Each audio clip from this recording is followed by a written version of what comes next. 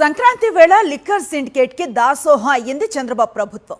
అధికారంలోకి వచ్చినప్పటి నుంచి మద్యం సిండికేట్ చేతిలో కీలు బొమ్మలా మారిన ప్రభుత్వం మరోసారి ధరలు పెంచాలని నిర్ణయించింది.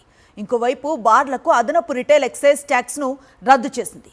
అచ్చం 2014 నాటి ప్రభుత్వంలో ఎలాంటి లిక్కర్ స్కామ్ కి స్కెచ్ వేశారో ఇప్పుడు కూడా సేమ్ టు సేమ్ అదే చేస్తోంది బాబు ప్రభుత్వం. మద్యం ప్రియులపై మాత్రం ధర భారాన్ని మోపి మోసం చేస్తోంది.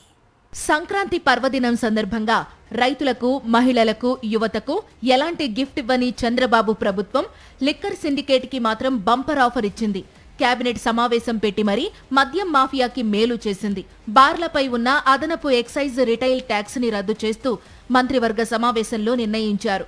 దీంతో మద్యం సిండికేట్ కి ఏటా 500 కోట్ల రూపాయల మేరకు లబ్ధి చేకూరనుంది.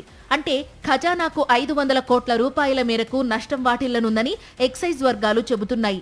అంటే రాబోయే 4 ఏళ్లలో 2000 కోట్ల రూపాయల దాకా ఖజానాకు గండికొట్టి ఆ మేరకు లిక్కర్ సిండికేట్ కి చంద్రబాబు ప్రభుత్వం మేలు చేసినట్టయింది. అంతేకాదు, మద్యం సిండికేట్ తానా అంటే తందానా అంటున్న కూటమి ప్రభుత్వం మద్యం ధరలు పెంచుతూ నిర్ణయం తీసుకుంది.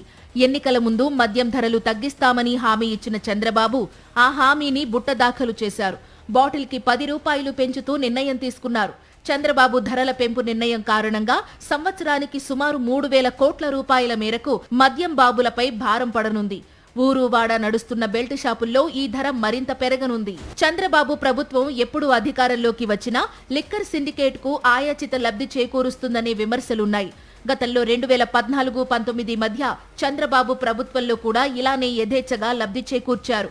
నాడు కూడా లిక్కర్ సిండికేట్ తో డీల్ కుదుర్చుకుని ప్రివిలేజ్ ఫీజు రద్దు చేశారు. మద్యం షాపులు, బార్లపై ప్రివిలేజ్ ఫీజు రద్దు చేయడంతో ఏడాదికి 1300 కోట్ల రూపాయల చొప్పున ఆ 5 ఏళ్లలో 5200 కోట్ల రూపాయల మేరకు ఖజానాకు గండి కొట్టారు. తద్వారా టీడీపీ పెద్దలు కోట్ల రూపాయల డబ్బును కమిషన్ల రూపంలో కొల్లగొట్టారనే విమర్శలు అప్పట్లో వెల్లువెత్తాయి. ఈ కుంభకోణంపై సిఐడి విచారణ జరిపి ఆధారాలను సంపాదించి చంద్రబాబు, కొల్లు రవీంద్రలపై ఎఫ్ఐఆర్ కూడా నమోదు చేసింది. ఈ కేసులో బెయిల్పై ఉన్న చంద్రబాబు ఇటీవల తన అధికారాన్ని ఉపయోగించుకుని కేసును అటకెక్కించారు. అంతేకాదు, ఈసారి రెట్టించిన ఉత్సాహంతో మళ్లీ అదే దోపిడీ పంథాను ఇప్పుడు కూడా కొనసాగిస్తూ లిక్కర్ సిండికేట్ కు లబ్ధి చేకూర్చేలా సీఎం చంద్రబాబు వ్యవహరించడంపై సర్వత్రా విమర్శలు వెల్లువెత్తుతున్నాయి.